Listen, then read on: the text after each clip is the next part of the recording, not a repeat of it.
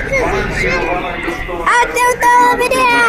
Dneska je to poslední třetí díl! A je to... Teďka jsou úplně ty nejsilnější motorky, takže jdem se koukat na ně! A je tam náš Rossi a Marquez! Jo, takže jdeme na to! Woo! Je tam náš Marquez! Největšími soupeři. Ten start, samotný start, to je jeden obrovský příběh, stejně velký jako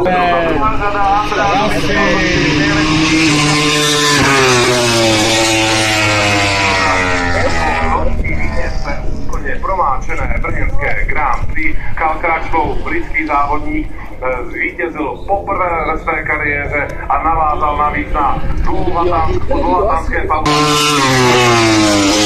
je v řadě druhé na 6.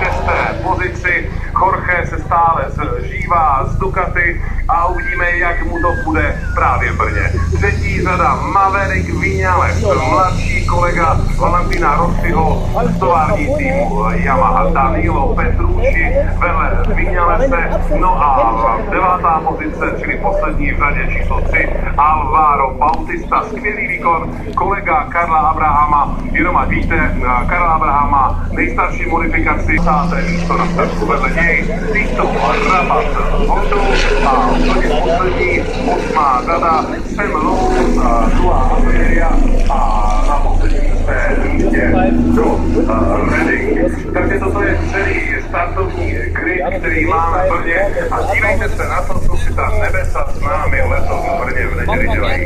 Ještě předtím vystrojil se to dokonce do speciální černobílý úbor a má tady také reakce na velký čutor Karla Abrahama, který si dal výborný dlouhý výlet 7 kilometrů.